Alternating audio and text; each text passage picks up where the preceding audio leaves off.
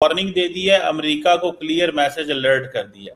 हम टेबल पे बैठने की बात करते हैं, भारत हमें मारने की बात करता है। इंडिया क्या दोबारा से पाकिस्तान पर हमला करने का सोच रहा है? इंडिया आप पे जरूर हमला करेगा, ये बात मेरी लिख के रख लें, क्योंकि उनके दो माइंडसेट है। नंबर वन, पहले हिंदुत्व माइंडसेट है। जो लोग समझते हैं बीजेपी दुश्मन नहीं, भारत की वो सोच हमारी दुश्मन है। अब की दफा वाइड स्केल जंग होगी। पहले तो उन्होंने सिर्फ हमारे मिलिट्री टारगेट्स को हिट किया था, अब हमारे शहरों को हिट करेंगे। अब वो ग्राउंड फोर्सेस जब लॉन्च करेंगे तो हमारे बॉर्डर एरियाज जितने भी हैं वहां से आपके लोगों की माइग्रेशन होगी, हिजरत होगी, लोगों को निकलना पड़ेगा। बहुत बड़ा अपहीवल होगा पाकिस्तान के अंदर। हमारी कौम इसको रियलाइज नहीं कर रही। स्वतंत्रता दिवस पर प्रधानमंत्री नरेंद्र मोदी ने लाल किले से 12वीं बार देश को संबोधित किया।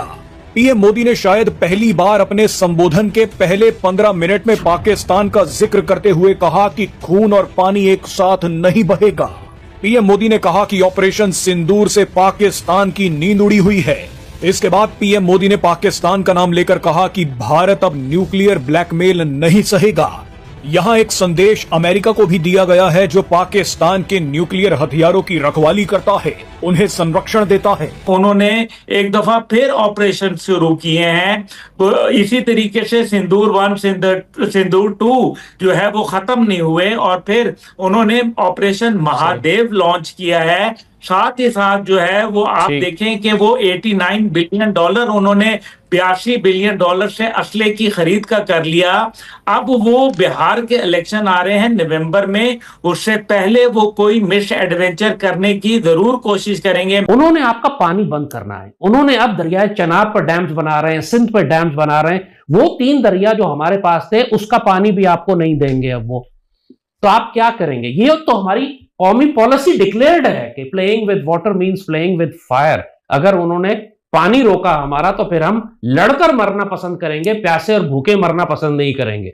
सो ये डिक्लेयर्ड पॉलिसी है। इंडिया ने पाकिस्तान का पानी बंद करना ही करना है। किसी इंडस वाटर ट्रीटी वायलेट कर चुके हैं ना, तो अब उन्होंने कंस्ट्रक्शन भी शुरू कर दी है, कंस्ट्रक्शन शुरू कर दी है। तो वाज़ेह बात है कि अगले साल 2 साल के अंदर आपको फैसला कौन जंग करनी पड़ेगी, वरना वो आपका सारा पानी रोकेंगे भी और मानसून के वक्त सैलाब भी। दहशतगर्दी तो पाकिस्तान में होती है। अभी इस महीने 4 पाकिस्तानी मेजर शहीद हुए हैं, 20-25 पाकिस्तानी जवान शहीद हुए हैं। तो अगर फॉर एग्जाम्पल 4 मेजर इंडिया में जो है वो जान से चले जाएं तो इंडिया क्या करेगा? वो कहेगा हमने पाकिस्तान पे हमला करना है। आपने सुना है ना कि अमेरिका पाकिस्तान को कह रहा है कि हम बलूचिस्तान में आ रहे हैं, वहां पे तेल का भंडार है, वहां पे सोना है, वहां पे चांदी है, वहां पे निकल है, वहां पे पता नहीं क्या क्या जमीन के नीचे बलूचिस्तान के, और हम वो सब लेने के लिए आ रहे हैं। इसलिए पाकिस्तान के साथ गले भी मिला जा रहा है और उनको खाने पर भी बुलाया जा रहा है। ये सब लूटपाट का मामला है। यानी कि जिस दिन पाकिस्तान को ये पक्का पता चल गया कि अमेरिका के साथ हमारे बिजनेस इंटरेस्ट ऐसे टाई इन हो गए, तो दोस्तों होगा क्या? होगा सिर्फ यह कि उसकी आड़ में फिर से कश्मीर में आग लगाएगा पाकिस्तान, पूरे भारत में फिर से वो बम धमाके करवाएगा। आप मेरी बात नोट कर लीजिएगा। इसीलिए अमेरिकन सामान खरीदना खतरे से खाली नहीं है, क्योंकि जब पाकिस्तान कुछ करेगा और आप पलटवार करेंगे, आप जवाबी कार्रवाई करेंगे, उस वक्त अमेरिका बोलेगा कि यार मेरे बिजनेस इंटरेस्ट है। यही अमेरिका पहले कर चुका है, यही कर चुका है दोस्तों। अमेरिका पहले कर चुका है, क्योंकि अमेरिका था अफगानिस्तान के अंदर और अफगानिस्तान तक पहुंचने में उसको पाकिस्तान की मदद की जरूरत चाहिए थी। चाहे वो आईएसआई की मदद हो, चाहे कराची पोर्ट की मदद हो, हर किस्म से पाकिस्तानी स्टेट अमेरिकन के साथ था। तो पाकिस्तान जो मन चाहे करता था, और भारत जब भी कुछ करना चाहे तो वहां से बड़ी साहब नहीं साहब ऐसे ये गलत हो जाएगा, ये मामला एस्केलेट हो जाएगा, प्लीज मत करिए, भारत के ऊपर दबाव आता था। भारत से इतना पीटने के बावजूद इस मानसिक रूप से विकलांग कौम ने आसिम मुनीर को अपना बाबा कौम बना लिया। जब तक भारत पाकिस्तान में मौत का तांडव नहीं दिखाएगा तब तक ये पाकिस्तानी सुधरने वाले नहीं हैं। तो अब भारत के लिए परीक्षा की घड़ी आ चुकी है, क्योंकि 80 के दशक में अमेरिका ने जिस तरह उभरते हुए जापान को रोक दिया था, आज वही समस्या भारत के सामने खड़ी हो चुकी है। उस समय जापान अमेरिका के सामने झुक गया था और आज भी झुकता चला आ रहा है। इसी कारण से जापान चाइना की तरह एक बड़ी इकोनॉमी नहीं बन पाया। यदि भारत अमेरिका के सामने खड़ा रहा तो भले ही भारत को कुछ बिलियन डॉलर का नुकसान हो जाए, लेकिन फिर अमेरिका भारत को एक बड़ी इकोनॉमी बनने से नहीं रोक पाएगा, क्योंकि अमेरिका पहले किसी देश को अपने आप पर मोहताज बनाता है और फिर उस देश की इकोनॉमी को बर्बाद कर देता है। चाइना के साथ यही काम करने में अमेरिका लेट हो गया, जिसका फायदा चाइना ने अब तक उठाया है। पाकिस्तान तो गुलाम है, जो जैसे ट्रंप कहेगा वैसे ही उसके इशारों पर काम करेगा, लेकिन भारत ऐसा करने वाला नहीं है। भारत अपने हितों को ध्यान में रखकर ही ट्रंप से डील करेगा और ट्रंप ने तेल निकालने का ये लॉलीपॉप जो पाकिस्तान को दिया है उसे पाकिस्तानी चूस कर खुश होते रहेंगे, लेकिन पाकिस्तान में कुछ होने वाला नहीं है। दोस्तों, इस पर आपकी क्या राय है, कमेंट करके जरूर बताएं। वो ये चाहते हैं कि हम सैकड़ों और हजारों की तादाद में ड्रोन्स और मिसाइल पाकिस्तानी एयर बेसिस पर फायर करें ताकि पाकिस्तान एयरफोर्स उड़ ही ना सके। ये उनकी स्ट्रैटेजी है। वो अपनी एयरफोर्स को सिर्फ उस वक्त ऊपर उठाएंगे जब उनको ये यकीन होगा कि पाकिस्तान की फजाइया अपने अड्डों से नहीं उड़ सकती। इसके लिए हमारे एयरबेसिस को वो टारगेट करेंगे उन्हीं मिसाइलों से, क्रूज मिसाइल से, हाइपरसोनिक से, ड्रोन से, जिस तरह ईरान ने इसराइल को किया था। इसराइल एयरफोर्स यूज कर रहा था, इसराइल ने मिसाइल नहीं भेजे ईरान के खिलाफ। इसराइल ने ईरान को कैसे मारा? एयरफोर्स से, long distance stand of missiles के साथ, या अपने ईरान के अंदर दहशतगर्दों से, अपने ईरान के अंदर जासूसों से, गद्दारों से, जिन्होंने सारी असैसिनेशंस की अंदर जाके।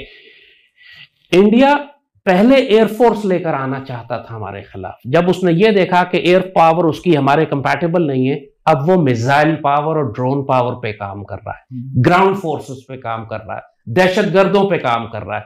यहां हमें चोट लगेगी क्योंकि ये वाइड स्केल जंग होगी। तो सर फिर जब टेररिस्ट यहाँ पर होंगे तो हम भारत पे हमला क्यों कर देंगे?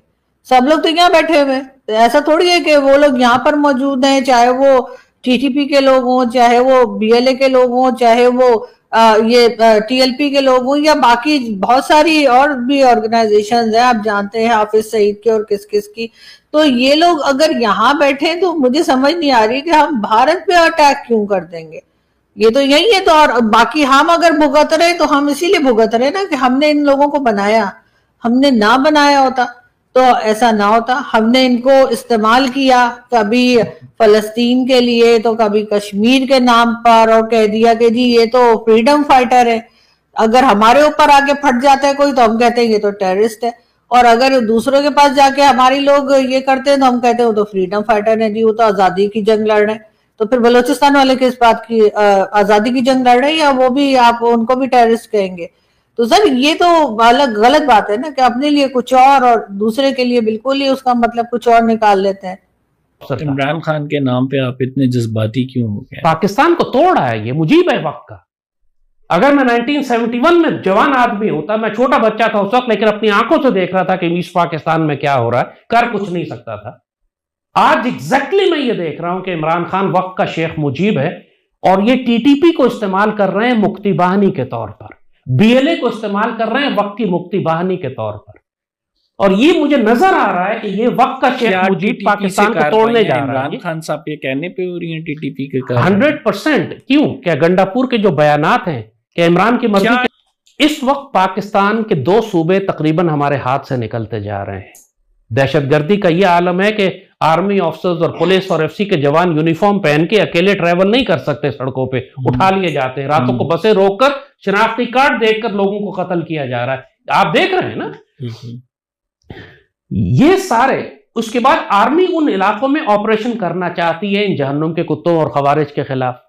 तो मजामत सबसे ज्यादा कौन कर रहा है? इमरान और उसकी पार्टी। इमरान की हुकूमत है उस सूबे में।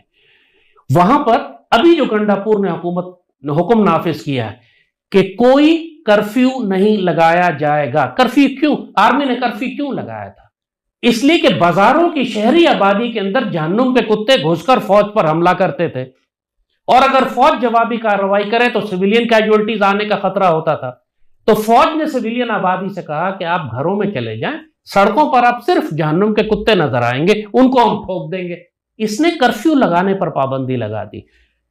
पाकिस्तान के इंटीरियर मिनिस्टर ने पिछले दिनों बयान दिया है कि वो कौन से सियासतदान और अहम शख्सियात हैं सूबे की कि जो जहन्नुम के कुत्तों को, खवारिज को करोड़ों अरबों रुपया भत्ता देते हैं।